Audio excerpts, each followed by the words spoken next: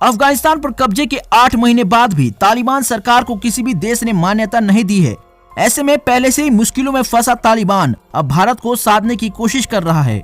पिछले चंद दिनों में तालिबान के प्रवक्ता से लेकर ताकतवर नेता अनस हक्कानी ने भारत के साथ संबंधों को सुधारने पर जोर दिया है।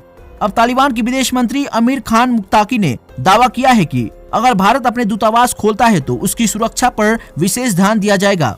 उन्होंने भारत पहुंच रहे ड्रग्स का ठीकरा अमेरिका पर फोड़ते हुए कहा कि भारत में मादक पदार्थों की तस्करी अफगानिस्तान में अमेरिकी शासन के दौरान नशीले पदार्थों के उत्पादन में वृद्धि का परिणाम है।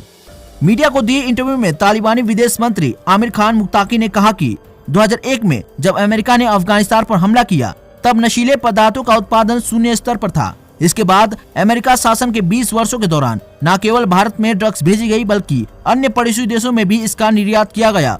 उन्होंने बताया कि अब पूरे अफगानिस्तान में कोकनार पर प्रतिबंध लगा दिया गया है। ऐसे में अगर कोई पुराना स्टॉक छूट जाता है तो उसे जल्द ही ढूंढकर नष्ट कर दिया जाएगा। काबुल में भारतीय दूतावास के खोले जाने को लेकर किए गए सवाल पर तालिबानी विदेश मंत्री ने कहा कि इस्लामिक अमीरात सभी देशों के साथ सकारात्मक संबंध चाहता है। हमारी वर्तमान राजनीतिक व्यवस्था कमजोर अर्थव्यवस्था होने के बाद भी संतुलित है।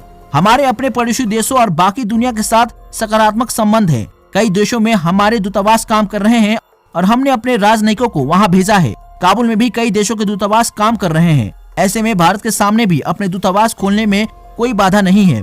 उन्होंने कहा कि भारत में हमारे दूतावास और वाणिज्य दूतावास अभी भी काम कर रहे हैं और वे हमारे साथ सहयोग कर रहे हैं। मुझे विश्वास है कि निकट भविष्य में अफगानिस्तान और भारत के बीच संबंध और मजबूत होंगे। उनका दूतावास हमारे देश में काम करेगा और हमारा दूतावास उनके देश में काम करेगा। भारत और अफगानिस्तान इस क्षेत्र में नजदीकी देश है और हमारे बीच आर्थिक, राजनीतिक और राजनयिक संबंध होने चाहिए जो दोनों के लिए फायदेमंद होंगे।